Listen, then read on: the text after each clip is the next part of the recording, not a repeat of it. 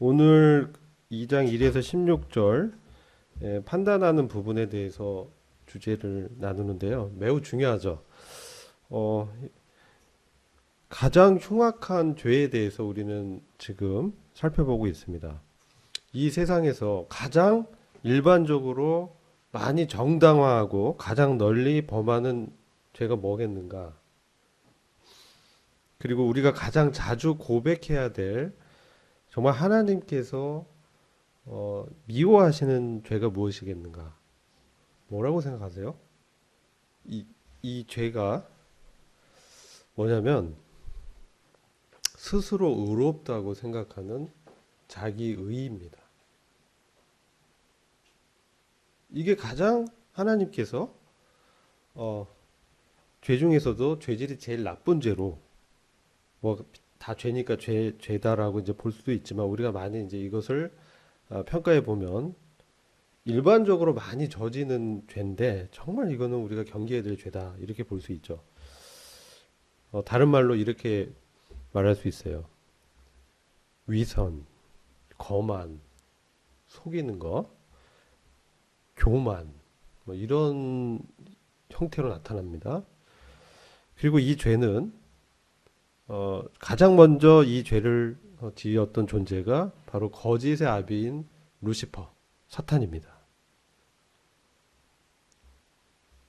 그리고 이 죄를 이제 지을 때 어떤 상태에서 이런 자기 의에 스스로 의롭고 자기가 옳다라고 생각하면서 자기가 주도하고 자기가 주인이 되면서 자기가 하나님을 대체하는 그러한 시도를 하게 됩니다. 그래서 예레미야 2장 13절에 보면 이와 같이 말씀하고 있어요.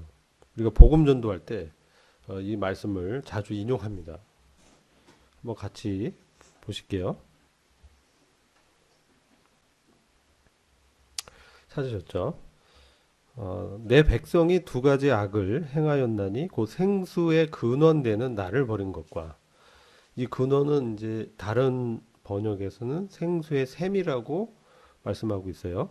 하나님께서 생수의 샘이고 근원 되시는데 그 하나님을 떠난 것입니다. 그 하나님을 스스로 버린 것입니다.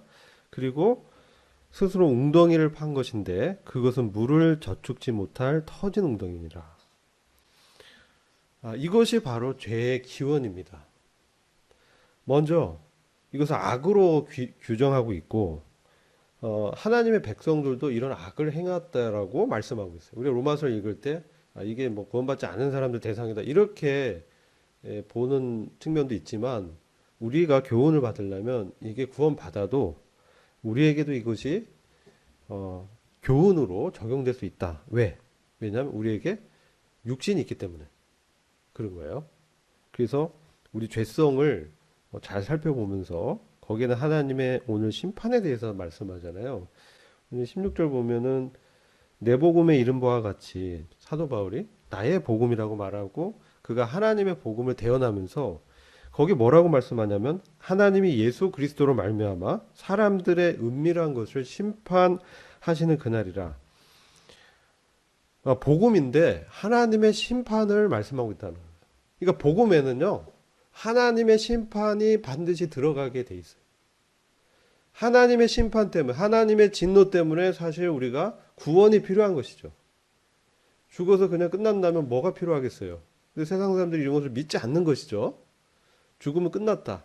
물질적인 가치관으로 과학적 뭐 사고 이렇게 얘기하면서 그렇게 판단하죠. 그래서 다시 돌아와서 이러한 자기의 위치를 지키지 아니하고 자기 처소를 떠난 천사들이 가장 먼저 영적인 세계에서 지었던 그 죄, 바로 자기가 옳다 하는, 자기가 하나님과 비기려고 하는 이 교만의 죄, 자기가 판단의 주체가 돼서 스스로 하나님의 뜻과는 다른 판단을 내리고 그것에 기원해서 살아가다 보니까 어떻게 됩니까? 생수의 근원을, 생수의 샘물을 놓쳐버리고 이제 목마르게 되죠. 원래 우리가 창조가 되면 하나님으로 말미암아 우리가 살도록 창조됐어요. 그래서 하나님을 찾도록 하는 의식을 영적인 지각을 우리한테 심겨줬어요. 그래서 중들도 정말 위기 상황에서 물에 빠져서 죽을 것 같으면은 아이고 하나님 살려주세요. 자기 영혼의 깊은 곳에서 정말 창조주를 찾는 그런 의식이 다 내재돼 있어요. 무의식적으로. 그래서 그렇게 찾도록 하나님께서 인간을 창조했다는 거예요. 그런데 하나님을 떠나게 되면은 마치 자기가 스스로 살 수 있다고 생각하지만 갈급해지고 목마름이 찾아오고 뭔가를 추구하게 되고 그것을 채워보고자 합니다. 그래서 어떻게 해요? 스스로 웅덩이를 파요. 물을 좀 얻어보려고. 이것이 무엇입니까? 욕망이죠. 하나님이 빈 그 공허한 마음을 채우고자 하니 육체의 정욕도 일어나지, 예? 안목의 정욕도 일어나죠. 이생의 자랑거리를 추구하게 되죠. 이런 것이 뭐예요? 웅덩이를 이제 스스로 파는 행위로 상징적으로 주님께서 말씀하고 있어요. 근데 뭐가 문제냐? 그 밑바닥이 터져 있어요. 그래서 거기에 아무리 나의 정욕을 채우는 어떤 것들을 채워도 어떻게 됩니까? 다 물이 새게 돼요. 물이 새게 되고 흘러가니까 그것은 절대로 채워지지 않죠. 이게 뭐예요? 우리 욕망이죠. 그래서 우리의 이 정욕은 추구는 하지만 일시적으로 잠시 즐겁지만 없어져 버리고 오히려 그 자리를 더 큰 욕망으로 채워야 돼요. 그래서 여러분 신문 이런 데 보면은 마약하는 사람들 있잖아요. 왜 그렇게 했어요? 그거에 극단에 가서 그걸 추구하는 거예요. 그 약도 해보는데 근데 그 전에 뭐야? 술도 마셔보고 연애도 해보고 이래 해보지만 그 잠시 잠깐 이렇게 지나가면 또 허무함이 찾아와. 그러니까 어떻게 해요? 상대를 또 바꿔. 근데 그것도 역시 허무해. 이거 어떻게 합니까? 그러니까 이제 약을 막 인위적으로 쾌락을 추구하지만 어떻게 해요? 자기의 몸을 어떻게 망가뜨리는 거죠. 자기의 정신을 망가뜨리는 거죠. 타락하게 돼요. 나중에 그 마약이 어떻게 돼요? 더 센 걸 자꾸 찾아요. 그러다 어떻게 돼요? 이 치사량을 오버하게 되면 그래서 죽는 거예요. 여러분 신문에 보면 이 혈중의 그 마약의 농도를 이렇게 봤는데 어마어마한 그 양이 이게 들어가 있다 이렇게 얘기하잖아요. 왜 그러겠어요? 더 강한 그런 걸 추구했지만 결국 자기가 죽어버린. 이것이 왜 그러냐? 하나님을 떠난 사람들의 운명이 이렇다는 거예요. 하나님을 떠나서는 전혀 만족할 수 없다. 근데 유다서 1장 6절을 보면 자기 주의를 지키지 아니하고 자기 처소를 떠난 천사들이 큰 날의 심판까지 영원한 결박으로 흑암에 가둬졌다. 이렇게 말씀하죠.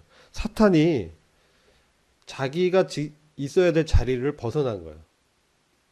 스스로 왜 판단하고 자기가 주인 되는 것은 바로 이것을 말씀하는 거예요. 내가 지켜야 될 자리를 나는 판단자가 아닌데 나는 하나님의 뜻에 따라서 청직이고 그분의 말씀에 따라서 그분을 경배하고 살아야 될 그런 사람인데 그런 존재인데 그것을 이제 버리는 것이죠. 그래서 생수의 샘을 떠나는 것이죠. 하나님을 버린 결과 이렇게 되고 그게 죄고 죄의 결과는 뭡니까? 사망이죠. 멸망입니다. 죽어서 망하는. 그래서 죄와 사망의 권세 아래 인간이 되어지게 됐다. 그것을 계속 사탄은 종교라는 형태로 바꿔서 나타납니다. 종교. 그래서 종교의 최고봉이 뭐냐? 유대교입니다. 종교 중에 가장 최상위의 자리에 있는 게 유대교예요. 하나님을 빙자해서 자기 의의를 쌓는 거야. 근데 하나님을 결코 사랑하지도 않고 믿지도 않고 예수님을 죽인 종교죠. 그래서 이 판단에 대해서 주님이 어떻게 말씀하시냐? 마태복음 7장 1절에서 5절 보시면 외식하는 사람이 나옵니다. 근데 왜 우리가 이 판단을 하지 말라고 하냐면 비판하지 말라고 이렇게 말씀하냐면 우리가 그렇게 비판을 하는데 비판한 그 비판에 대해서 우리 또한 그러한 일을 저지르고 있는 사실을 발견하게 되는 거죠. 마태복음 7장 1절은 이제 산상수훈의 말씀의 일부입니다. 근데 여기 보면은 이제 비판하지 말라 말씀하는데 2절 보시면 1절부터 한번 같이 볼게요. 마태복음 7장 1절부터 5절. 비판을 받지 아니하려거든 비판하지 말라. 우리가 비판을 받지 않으려면 비판 안 하면 돼요. 근데 우리는 그 안에 나의 내가 옳다라는 생각이 있기 때문에 비판합니다.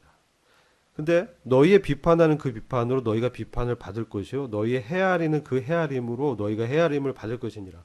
어찌하여 형제의 눈 속에 있는 티는 보고 너의 눈 속에 있는 들보는 깨닫지 못하느냐. 보라, 너의 눈 속에 들보가 있는데 어찌하여 형제에게 말하길 나로 너의 눈 속에 있는 티를 빼게 하라 하겠느냐. 외식하는 자여, 먼저 내 눈 속에 있는 들보를 빼어라. 그 후에야 밝히 보고 형제의 눈 속에서 티를 빼리라. 이 티하고 들보는 아시죠? 티는 나무에 이렇게 부서진 작은 조각이에요. 들보는 뭐냐면 큰 어떤 기둥 같이 큰 거예요. 널판을 들보라고 해요. 그래서 때로는 이 기둥으로 세워지고 하여튼 티에 비해서 엄청나게 큰 거죠. 근데 여기 보면 우리가 이러한 뭐 실수 또 연약 또는 이러한 행동을 해요. 사실 이 비판은 굉장히 파괴적입니다. 근데 이것을 하면서 내가 너의 눈 속에 있는 티를 빼가겠다. 이렇게 이제 얘기하는 거죠. 그럼 너에게 내가 권면하겠다. 뭐 이렇게 우리 말로는 할 수 있겠어요. 잠깐 와봐. 그러면서 앉아봐. 그러면서 얘기를 하지만 사실 하나님은 뭐냐면 주님은 너의 눈에 들보가 있다는 거예요. 너가 이 사람의 티를 발견하고 티를 이제 빼주겠다고 말을 하지만 사실 너의 눈 속에 그 티보다 훨씬 큰 너에겐 티보다 더 큰 죄악이 있다. 그것을 해결해 한 후에야 밝히 볼 수 있다는 거죠. 근데 형제의 눈 속에서 티를 뺄 수 있다. 이 비판은요, 이런 또 상태가 돼요. 이 비판은 또 누군가에게 전달이 돼요. 네, 그래서 또 이게 어려움이 되죠. 근데 사실은 듣다 보면은 이게 진실을 왜곡한 말이 막 더 점점 커져요. 그죠? 여러분들이 이게 무슨 말 하는지 아실 거예요. 그래서 사실은 알지 못하는데 사실은 유의하지 않으면서 사실 불공정하고 부적당한 한 비판을 하면서 이 자기의 의와 기준을 이제 내세우는 거죠. 이것을 정당한 분별력, 아까 그 말씀했죠. 정당한 분별력을 사용하는 것과는 좀 다른 거예요. 그래서 마태복음 7장 6절에 이렇게 얘기하고 있어요. 거룩한 것을 개에게 주지 말며 너희 진주를 돼지 앞에 던지지 말라. 저희가 그것을 발로 밟고 돌이켜 너희를 찢어 상할까 염려하라. 자, 이 말씀을 어떻게 이해하세요? 거룩한 것을 개에게 주지 말라. 개, 돼지 뭐 이거 굉장히 유대인 사회에서 좀 이제 문제 있는 사람이죠. 도덕적으로도 문제 있고, 예. 사실 이제 이방인 뭐 이런 사람들을 이렇게 표현하게 됐어요. 근데 이것은 어떻게 이해되냐면 그 정도로 어, 이 개나 돼지라는 것은 이제 사람이 아니다 이런 뜻이잖아요. 그래서 유대인들은 사실 자기들의 어떤 유대교에 따른 사람들만 인정하고 선민의식이 있었기 때문에 그렇지 않은 사람들을 이렇게 비하하고 비판했어요. 근데 이게 어떤 의미냐면 영적으로 우리가 어떤 판단이나 이런 말을 했을 때 정말 잘 분별해서 얘기해야 된다는 거예요. 이게 자칫 잘못하면 상대방이 정말 개나 돼지처럼 그것에 대해서 인정하지 않고 그것을 발로 밟고 오히려 좋은 말을 권면을 했는데 그 사람을 정말 더 미워하게 되고 그 관계가 완전히 깨질 수 있다는 것이죠. 그래서 우리가 이런 부분에 있어서 굉장히 주님께서는 비판하지 말라라고 엄중하게 말씀하는 거예요. 명령이에요. 이게 뭐 그렇게 하길 내가 원해 이 정도가 아니라 그렇게 하지 마라 이렇게 말씀하는 거예요. 비판을 그만둬라. 그러면 어떻게 이런 들보를 제거할 수 있겠는가? 우리가 남에 대해서 권면할 때 참 저가 이제 일을 하다 보면 교회에서 맡은 일을 하다 보면 정말 이런 실수를 많이 해요. 많이 해서 정말 이제 어려운 지경에도 많이 처해보고 좋은 의도에서 얘기했는데 그게 이제 돌아오는 거는 부메랑으로 굉장히 다른 의도로 이제 자기를 판단하고 비난했다라고 생각하고 이제 그렇게 상처를 받는 경우를 보게 돼요. 그래서 이 부분 굉장히 조심해야 되는 부분인데 저는 이 말씀 보면서 우리의 눈에서 우리에게서 들보를 제거해야만 그 다음에 사실은 다른 사람에 대한 판단을 제대로 할 수 있다. 이게 저는 이렇게 보면서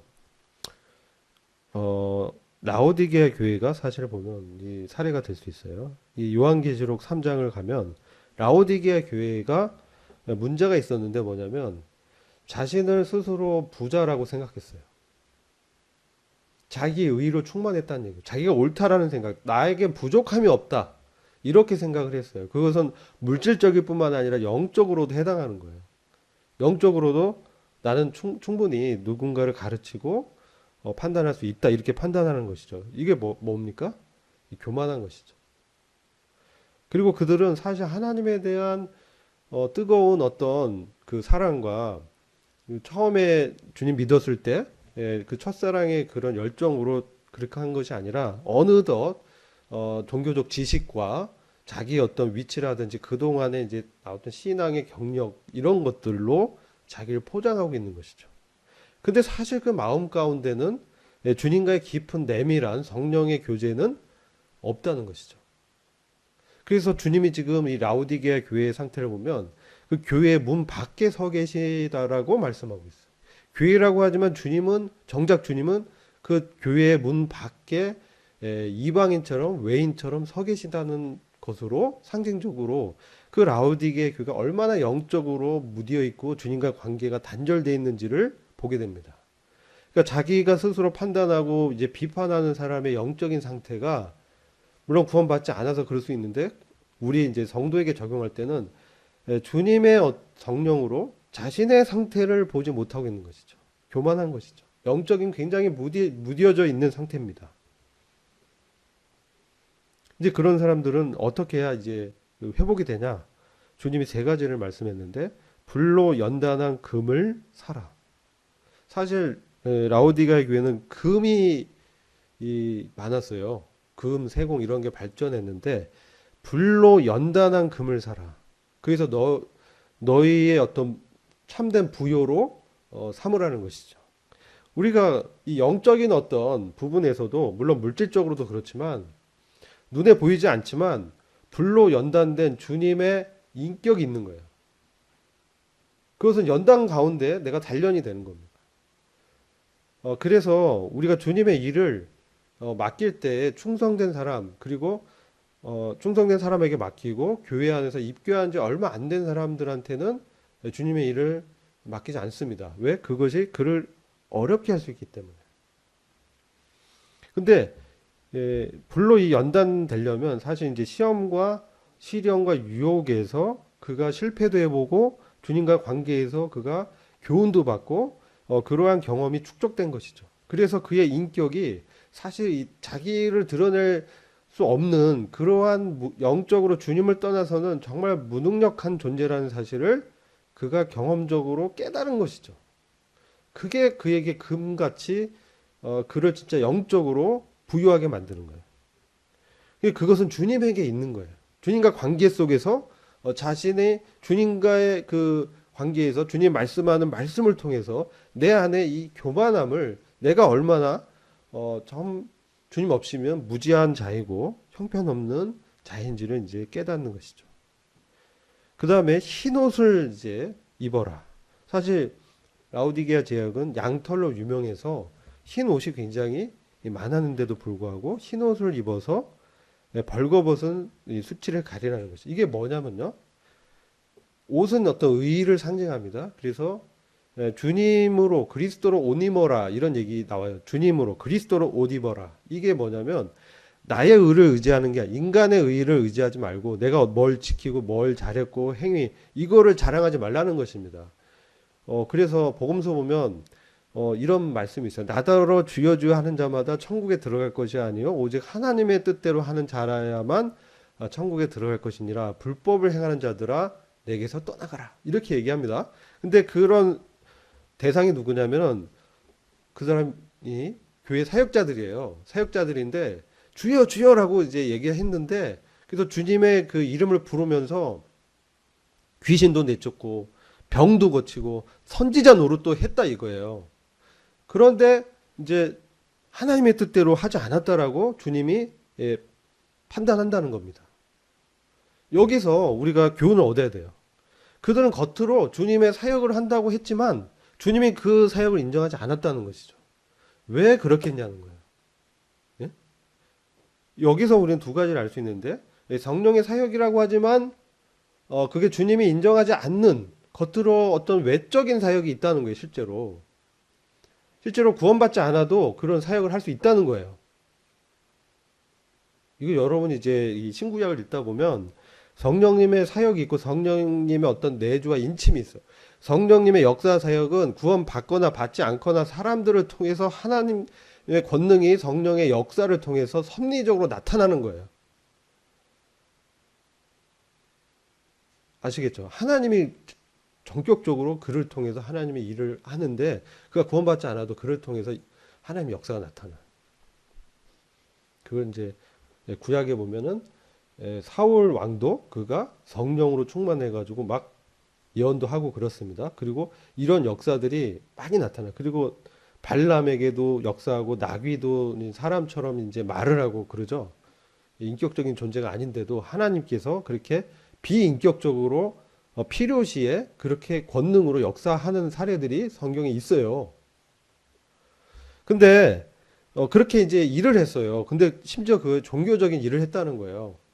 그래서 기도도 하고 뭐 귀신도 내쫓기도 하고, 예?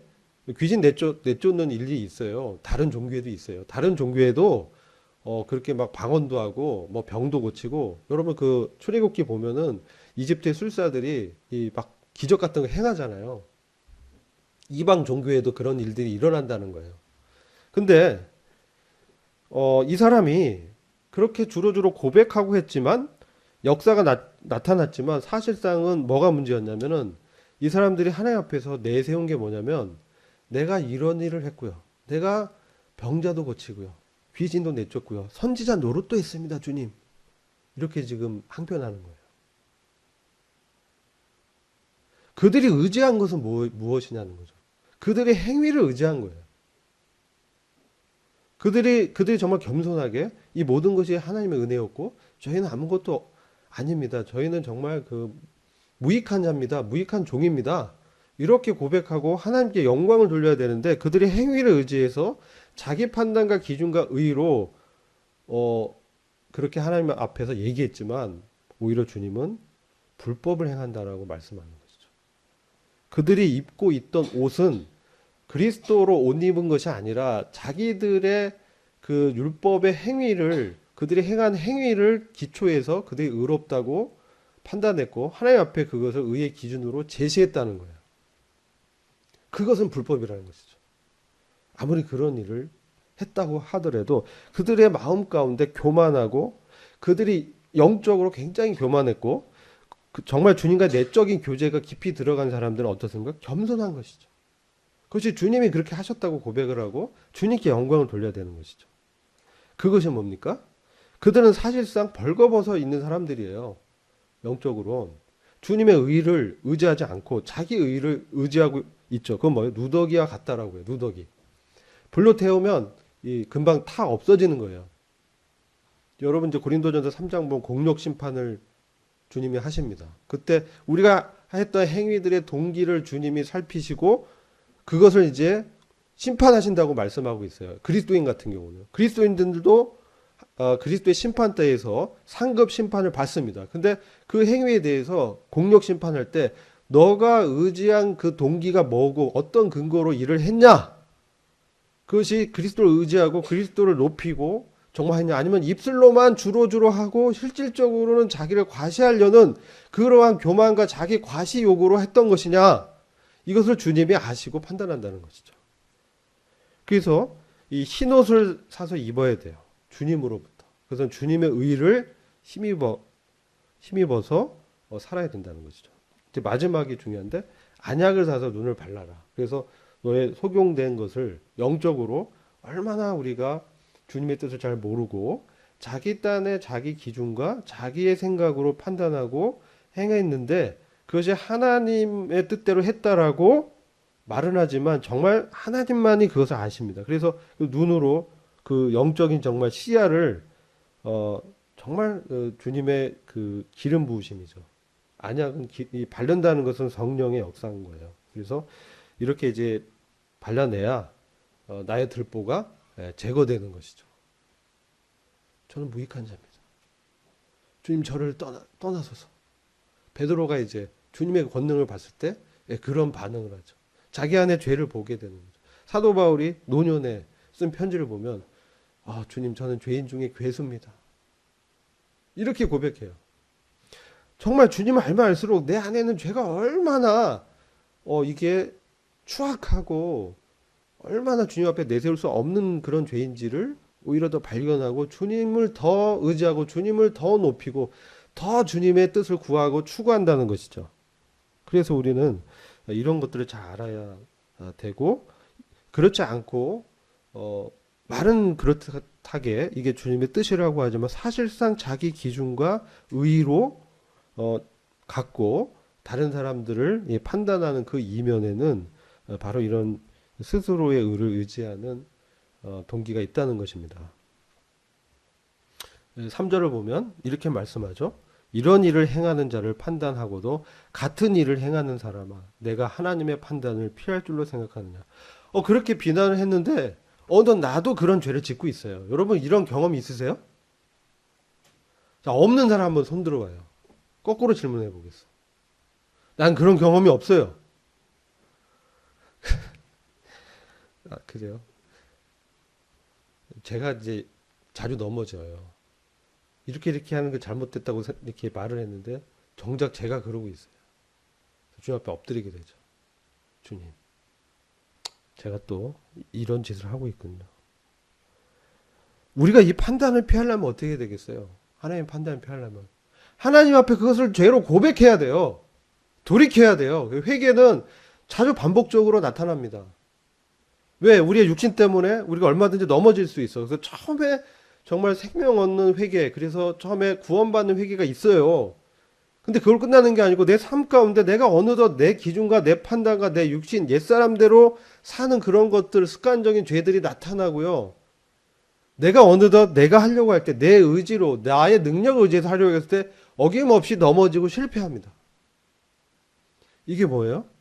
바리새인, 외식하는 거, 종교 아래에 있는 그러한 상태를 말하는 거예요. 이런 거는 하나님께서 어떻게 해요? 정말 싫어한다는 거예요. 바리새인들이 겉으로 그럴싸했습니다. 근데 그들의 내적인 동기는 달랐다는 거예요. 바리새인이 겉으로 모세오경 다 외웠어. 빠삭해요. 성경 말씀은 알아, 지식적으로. 근데 정말 그 마음속에 깊이 회개하고 통회하면서 자기네 마음속은 그렇지 않은, 내가 사랑할 수 없고, 저는 이제 저에게 사랑이 없다는 사실을 결혼하고 이후에 발견했어요.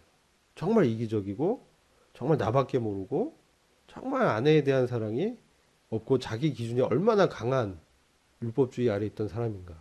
그걸 주님이 철저하게 그걸 파헤쳐 내셨어요. 할 말이 없기에. 그러면서 제가 고백한 게 주님 저에게는 사랑이 없군요. 이걸 깨닫게 됩니다. 진정한 사랑은 주님 안에 있군요. 진정한 사랑은 정말 나를 희생하고 나의 어떤 유익을 다 버리고 정말 그를 위해서 생명을 줄 수 있는 그리스도와 같이. 그것은 그리스도와 동일한 마음을 가질 때만 그런 사랑이 나타난다는 거예요. 절대 인간에겐 그걸 기대하기 어렵다는 것이죠. 그리고 그것이 간혹 나타나는데 자기 의의를 힘입어서 간혹 자기 몸에 불사르는 사람들이 있어요. 신나 뿌리고 불 붙이고 뭐 그렇단 말이에요.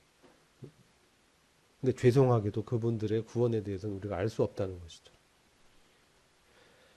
이런 불순종 이런 걸 보면요. 위선, 이 동기가 5절과 8절 보면 고집과 회개치 아니하는 마음과 이기적인 야심이 있어요. 교묘하게 숨어있는 그 진리에 대한 불순종. 이런 것들은요. 우리에게도 육신이 있기 때문에 나타나요. 원래 이게 구원받지 않은 사람들한테는 당연히 있고요. 구원받지 않은 우리에게도 육신이 있기 때문에 우리 삶에서 성령님의 인도함을 따르지 않으면 우리가 육신을 쫓아서 사망과 이 죄의 열매를 맺는 거예요. 우리가 주님을 떠나서 할 수 있는 일은 뭡니까? 죄밖에 없어요. 주님을 떠나서 할 수 있는 주님의 주재권, 주님의 주권을 내가 인정하지 않고 열심히 행한다고 하지만 그게 뭡니까? 예? 자기 의를 쌓고 자기 기준을 이렇게 자기 과시욕에 그러면서 은근히 자기를 칭찬하지 않으면 어떻게 돼요? 불쾌해요. 왜 나를 칭찬해 주지 않지? 제 얘기를 하는 거예요. 이제 젊었을 때, 이제 막 열심히, 어떤 청년이 막 열심히 하면 칭찬하지 않습니까? 근데 은근히 그게 그 칭찬 때문에 막 더 열심히 하는 경우도 있더라 이거죠. 근데 그것이 이제 사실 보니까 나를 높이려는 그런 마음이 있었고 그런 것들은 다 뭡니까? 지속되지 않아요. 하다가 푹 또 다시 넘어지고 그런 일들이 반복됩니다.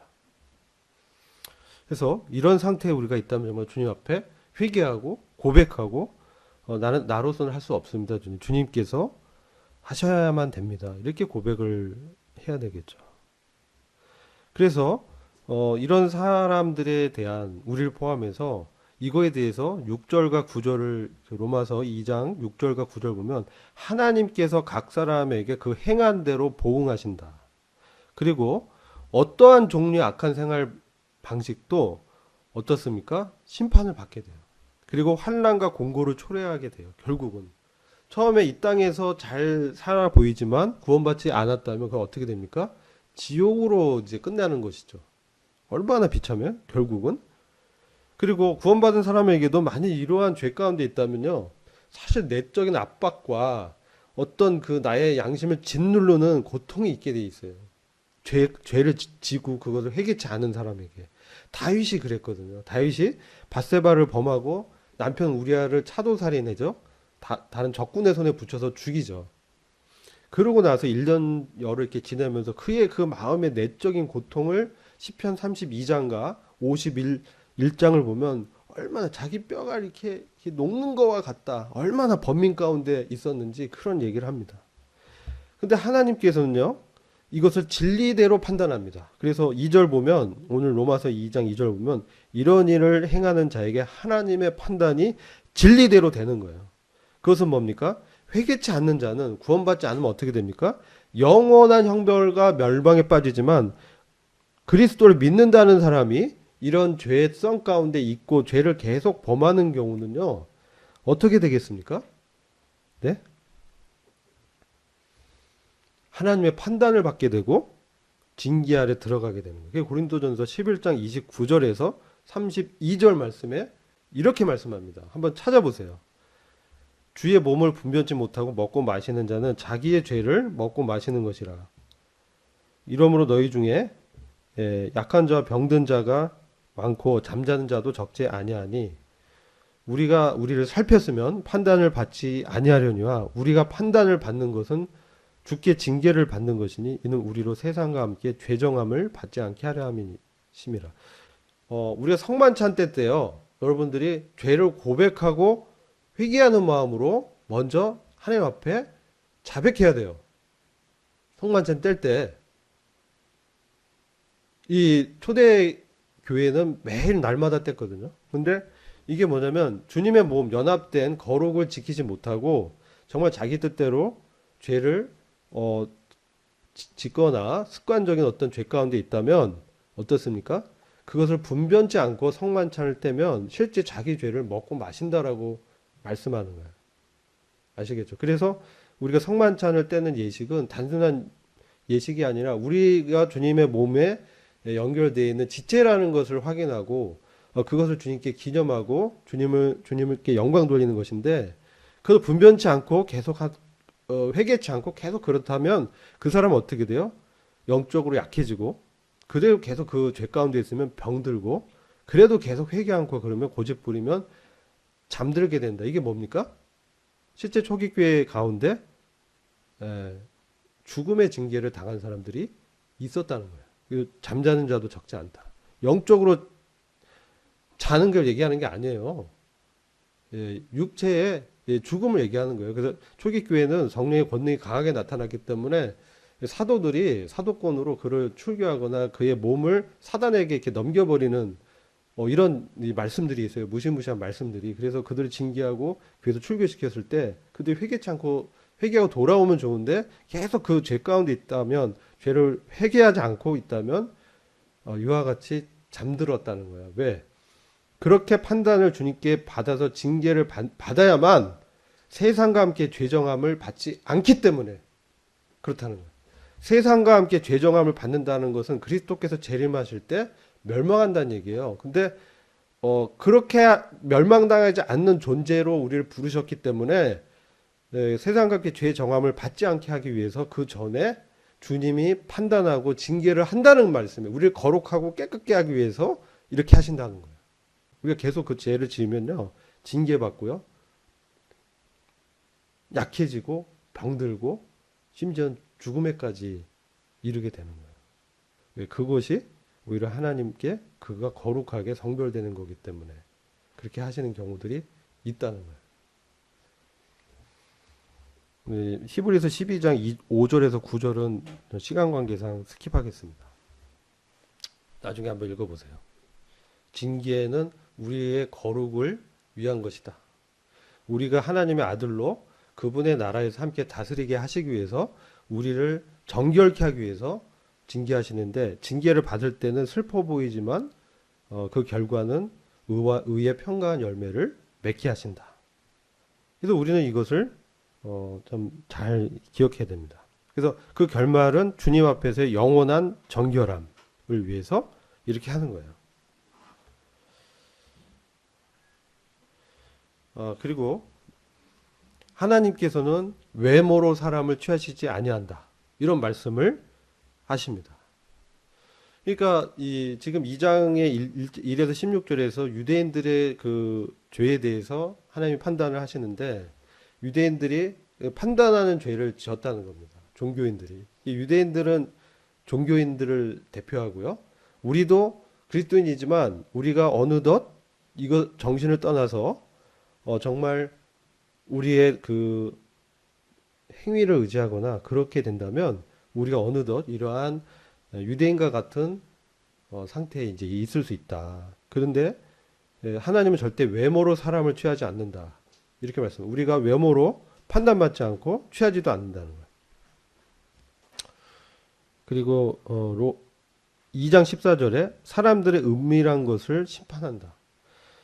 그래서 우리가 이것을 아는 자들은 어떻게 됩니까? 요한일서 1장 5절부터 쭉 이하의 10절 말씀 보면, 특별히 9절을 보면요, 만일 우리가 우리 죄를 자백하면 시인하면 저는 미쁘시고 의로우사 우리 죄를 사하시며 모든 불의에서 우리를 깨끗게 하실 것이요. 이거 그리스도 안에서 빛 가운데 교제하는 사람들이 우리인데, 우리를 그렇게 부르셨는데 우리가 그러한 범죄 가운데 있다면, 죄성 가운데 계속 있다면 우리는 그것을 자백하고 시인하라는 것이죠. 그리고 빨리 돌이켜야 됩니다. 그렇지 않으면요, 하나님의 판단과 징계가 따를 수 있다. 이것을 기억해야 돼요. 그래서 우리가 깨어 있어야 돼요. 그래서 하나님을 경외하고 하나님께 영광 돌린다는 것은 어떤 의미냐면 하나님의 말씀을 존중하는 거예요. 근데 하나님께서는 이와 같이 말씀하시는데 내가 그렇지 않고 무시해버리고 성령의 음성을 그냥 한 귀로 듣고 한 귀로 흘리면 어떻게 되겠습니까? 정말 내가 영적으로 약해집니다. 그리고 무감각해지고 죄에 이렇게 쉽게 빠지고 넘어지게 되고 그 기쁨이 사라지고 능력이 없어지고 어떤 영적인 활력이 사라지게 되는 거예요. 그러니까 우리가 그런 상태에 있다면 하나님 앞에 나를 살피면서 생각나는 기억나는 죄들을 토설해야 돼요. 토설해야 돼. 실제로 정말 그런 죄들을 토설하면서 하나님께서 나를 긍휼히 여겨달라고 기도해야 돼요. 내가 용서받았고 이제 안전해서 천국에 갈 수 있으니까 괜찮아. 천국에는 갈 수 있어요. 천국은 들어갈 수 있는데 어쨌든 하나님의 영광의 통치권에는 참여를 못해요. 그게 더 문제예요. 그게 더 심각한 거예요. 우리의 부르심의 목적이 단순히 천국에 입장하는 권리를 얻으려고 우리를 부르신 건 아니에요. 우리를 부르신 것은 하나님 나라의 권리를 누리고 그런 삶을 살도록 부르신 거예요. 그래서 우리가 오늘 이 말씀을 통해서 정말 우리가 좀 기억하고 적용해야 될 말씀은 히브리서 4장 12절부터 16절에 있는 말씀이에요. 거기 보면 이렇게 이와 같이 말씀해요. 하나님의 말씀은 살았고 운동력이 있어 좌우의 날선 어떤 검보다도 예리하여 혼과 영과 및 관절과 골수를 찔러 쪼개기까지 하며 또 마음의 생각과 뜻을 감찰하나니 지으신 것이 하나라도 그 앞에 나타나지 않음이 없고 오직 만물이 우리를 상관하시는 자의 눈 앞에 벌거벗은 것 같이 드러나느니라. 그죠? 그래서 하나님의 말씀이 우리를 감찰한다. 이 의미가 뭐냐면 내가 어떤 범죄와 내 양심에 거리낀 일을 했을 때 하나님의 말씀이 생각나면서 그것을 지적한다는 말씀이에요. 그래서 그것을 고백하라는 것이죠. 그것을 시인하고 돌이키라는 거예요. 하나님이 경고를 하는 거예요. 근데 그렇지 않으면요. 하나님이 만물을 심판하는 그 심판하신 그 눈으로 우리 또한 심판하신다는 거죠. 예? 지옥을 보내려고 심판하는 것이 아니라 우리를 더 정결케 하고 거룩하기 위해서 주님의 판단하시고 분별하셔서 우리를 연단하십니다. 하나님의 손 아래 연단받는 건 정말 어렵습니다. 막 갈리고요. 정말 죽고 싶은 생각도 들어요. 근데 그 전에 우리에게는 은혜롭게 여기 히브리서 4장 14절에 보면은 이와 같이 말씀해요. 그러면 우리에게 큰 대제사장이 있으니 승천하신 자 곧 하나님의 아들 예수시라. 우리가 믿는 도리를 굳게 잡을지어다. 우리에게 있는 대제사장은 우리 연약함을 채우려 하지 아니하는 자가 아니요 모든 일에 우리와 한결같이 시험을 받은 자로되 죄는 없으시니라. 그러므로 우리가 긍휼하심을 받고 때를 따라 돕는 은혜를 얻기 위하여 은혜의 보좌 앞에 담대히 나갈 것이니라. 그래서 우리가 하나님의 은혜를 얻기 위해서 주님의 긍휼을 때를 따라서 도움을 받기 위해서 그분 앞에 나가서 엎드려서 나의 상태를 그대로 고백하고 그분의 참 말씀에 의한 회복을 경험하고 그분과 관계를 회복하면서 다시금 우리가 그러한 거룩한 삶 또 하나님 기뻐하시는 삶으로 회복돼야 된다는 것이죠. 그렇지 않으면 우리는 그런 유대인의 그러한 역사를 통해서 우리가 잘 알듯이 우리가 그렇게 정말 비참하게 가나안에 못 들어가고 저 하나님의 영광의 기업을 못 받고 그냥 구원받는 것으로 광야 가운데 육신의 삶으로 맞춰지는 그러한 참 비참한 부끄러운 구원을 받을 수도 있다. 그러한 경계의 말씀을 로마서 2장 1에서 16절을 보시면서 그런 것을 우리에게 적용해야 돼요. 이거 우리와 상관없어? 이렇게 보시면 안 돼요. 그럼 우리 어떻게 해야 되냐? 남에게 대접을 받고자 하는 대로 너희도 남을 대접하라. 이게 이제 누가복음 6장 32절과 34절, 그러니까 31절부터 38절까지 쭉 읽어보면 이런 말씀이에요. 원수를 사랑하고 선대하며 남에게 대접을 받고자 하는 자는 너희도 남을 대접하라. 이러면서 쭉 말씀합니다. 그리고 근데 저는 이제 이 말씀이 사실은 지난 시간에도 한번 말씀드렸는데 자기 유익을 굳지 말고 고린도전서 10장 24절에 누구든지 자기 유익을 굳지 말고 남의 유익을 구하라. 그런즉 너희가 먹든지 마시든지 무엇을 하든지 다 하나님의 영광을 위하여라. 우리 존재의 이유죠. 뭘 하든지 하나님을 기쁘게 하는 삶. 근데 그것은 33절 보면 나와 같이 모든 일에 모든 사람을 기쁘게 하여 나의 유익을 굳지 않고 많은 사람의 유익을 위하여 저희로 구원을 얻게 하라. 그러니까 우리를 부르신 목적이 바로 다른 사람의 유익인데 그것이 그들의 구원과 관계가 깊다는 거예요. 이게 선행입니다. 그래서 도덕적 착한 일도 선행이지만 성경에서 선행은 다른 사람이 영적인 유익을 얻을 수 있도록 그들을 돕기 위해서 우리에게 능력을 주시고 은사도 주시고 재능도 주시고 돈도 주시고 물질도 주시고 체력도 주시고 건강도 주시고 그랬다는 거예요. 그래서 그러한 부르심에 합당한 삶을 살기 위해서 우리가 열심히 최선을 다해서 살아야 되고 그 능력을 주님께 구하고 이러한 우리가 죄 가운데 있다면 고백하면서 주님 앞에 관계를 회복해야 되고 로마서 이제 12장 21절에 이렇게 말씀해요. 악에게 지지 말고 선으로 악을 이기라. 네, 기도하고 마치도록 하겠습니다. 아버지 하나님, 저희들의 능력의 근원이 되시고 삶의 참 저희들이 바위와 같은 기초가 되시는 우리 주님을 이 시간 찬양합니다. 주님, 저희들의 참 연약한 것들 잘 아시오니 주님의 은혜의 보좌에 나가서 저희가 하나님의 능력과 긍휼을 입기를 원합니다. 주님, 저희들 교제 가운데 나타나시고 주님께서 영광 받으시기를 기도합니다. 예수님의 이름으로 기도했습니다.